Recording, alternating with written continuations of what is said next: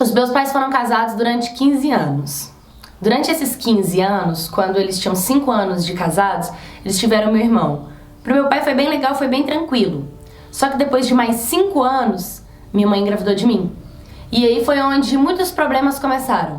Porque o meu pai não queria de jeito nenhum. Ele foi a primeira pessoa a falar que era pra ela abortar, pra ela tirar eu da barriga dela. Ela não quis de jeito nenhum e por ela ir contra a opinião dele, eles acabaram entrando numa guerra familiar.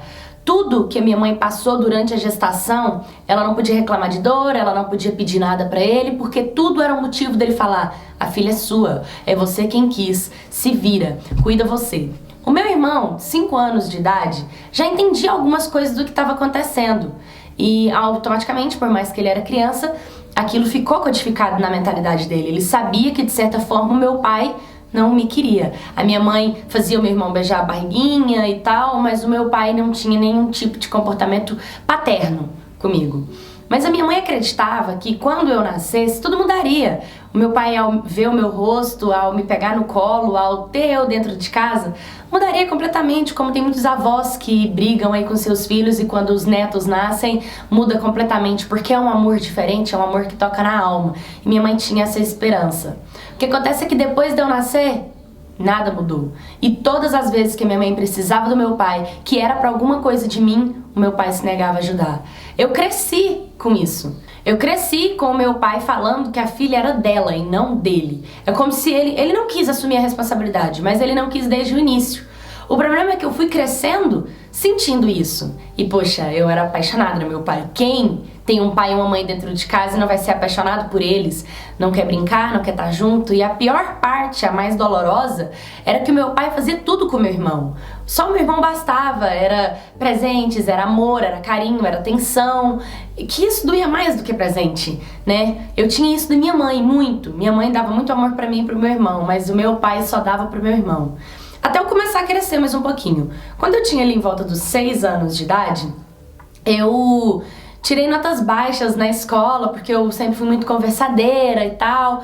E meus pais foram chamados na escola. E minha mãe foi na reunião de pais. Quando a minha mãe chegou em casa junto comigo, ela foi conversar com meu pai a respeito do que estava acontecendo comigo na escola. E foi a primeira vez que eu ouvi da boca do meu pai a seguinte frase: eu falei que era melhor ter tirado, mas você quis ter. Eu era uma criança, não tinha ideia do que realmente ele quis dizer com isso, mas que essa frase ficou guardada dentro de mim, ela ficou. E eu fiquei me perguntando, como assim tirado? Como assim você quis ter? E eu perguntei pra minha mãe, e minha mãe falou que nada, que não era pra eu dar moral pro que meu pai falasse. Mas várias vezes o meu pai falava assim: a filha é sua, se vira, você é quem quis. Eu falei pra você que não era pra gente ter outro filho. Quando ele começou a falar, eu falei pra você que não era pra gente ter outro filho, eu comecei a entender, o meu pai não queria que eu nascesse. Então, desde criança, eu já escutava isso do meu pai. E minha mãe me defendia. E ela falava pra ele assim: você tem que ter respeito, você é um monstro de falar isso dentro de casa, você é um monstro de falar isso na frente dele, na frente do seu, né, do irmão, do nosso outro filho. E várias vezes eles discutiam e acabavam discutindo muito feio, porque que mãe quer ouvir o pai rejeitando um filho dela, que é dele também, entendeu? Então isso foi uma confusão dentro da minha cabeça muito grande. Depois de 1 ano mais ou menos vivendo nessa amargura dentro de casa, eu chorava sem saber o motivo. Muitas das vezes eu enfiava dentro do meu quarto e chorava. Pra mim eu não sabia o motivo. Hoje que eu já sou maior, eu entendo que o motivo eram as palavras do meu pai que me machucava mais que faca. E minha mãe descobriu que meu pai estava traindo ela. Quando a minha mãe descobriu isso, foi uma guerra, porque a família inteira entrou no meio, os meus tios, os meus avós, virou uma bagunça, meu pai saiu de casa e em questão de 1 ano, eu acho, tipo, não foi nem 1 ano, foi meses, meu pai se casou com a amante, no caso, com quem ele tinha traído a minha mãe, e foi morar com ela, e ela se tornou minha madrasta. Na primeira vez que nós fomos pra casa do meu pai, que foi eu e meu irmão, meu pai buscou a gente em casa, a minha madrasta me tratava super mal. Eu já tava com 8 anos, mais ou menos, ela já tava me tratando super mal. E claro que eu não gostei, mas a pior parte é que eu não sentia liberdade de contar pro meu pai, nem de falar com meu pai, nem de pedir ajuda pro meu pai, porque de certa forma, meu pai nunca me protegeu dentro da nossa casa, vai me proteger fora de casa. Só que eu fui falar com ele, até porque o meu irmão era mais velho, bem mais velho do que eu. Meu irmão me protegia, né? Mas ele me protegia assim, aqui, tô eu e ele sozinho, ele vinha, ele me abraçava, ele fazia carinho em mim, me dava beijo na testa, conversava comigo, mas na frente do meu pai, na frente da minha madrasta, ele não se posicionava.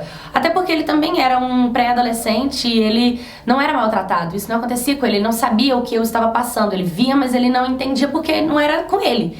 Entende? Mas quando estávamos só eu e ele sempre falava que eu não podia aceitar, que eu tinha que contar pra mamãe, que se fosse pra continuar assim era melhor nem frequentar a casa do papai, porque eram como que piadinhas sobre os meus dentes, piadinhas sobre o meu corpo, ria, fazia gracinha, fazia várias coisinhas que me magoavam e que até magoavam meu irmão, mas o meu irmão ficava calado sobre isso. Até que eu decidi que contaria pra minha mãe tudo que estava acontecendo e pedi pro meu irmão me ajudar a contar pra minha mãe e me ajudar a falar, porque eu era ruim com essas coisas, né? Falar pra muita gente o que tá acontecendo, me embolava todinha. Tinha que usar as palavras certas. E meu irmão me explicou como eu poderia contar pra minha mãe e falou que tudo que eu falasse, ele afirmava. Falei, tá bom.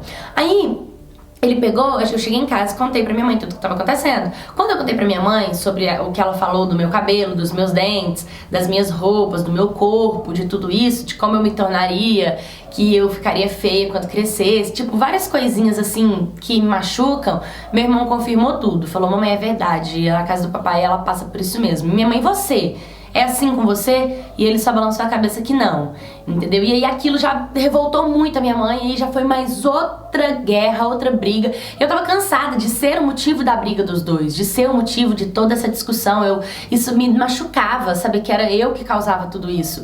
Meu pai me rejeitava ao extremo. Então, minha mãe pegou e falou que eu tava proibida de ir pra casa do meu pai, entendeu? E eu cresci simplesmente com meu pai vindo na porta da minha casa, buscando meu irmão, buscando as minhas primas na casa das minhas outras tias, todo mundo indo pra casa deles, todo mundo indo pro clube, todo mundo viajando, todo mundo junto, e o meu pai nem sequer perguntava de mim, nem sequer queria saber como eu tava, que o jeito que eu tava, tipo, nada, por ele eu realmente não existia. Mas esse sentimento de eu não existir na vida dele é desde que ele descobriu que eu tava grávida, nunca mudou, e aquilo me machucou muito. Mas dessa história eu aprendi uma coisa muito importante. Não é porque o meu pai me rejeita na minha cara e ainda apoia outras pessoas me rejeitarem que eu me tornei uma revoltada. Sabe por que eu não revoltei com meu pai? Porque se eu revoltasse com ele, quem sofreria no final era minha mãe. Porque é ela quem sempre me amou e quem sempre quis cuidar de mim.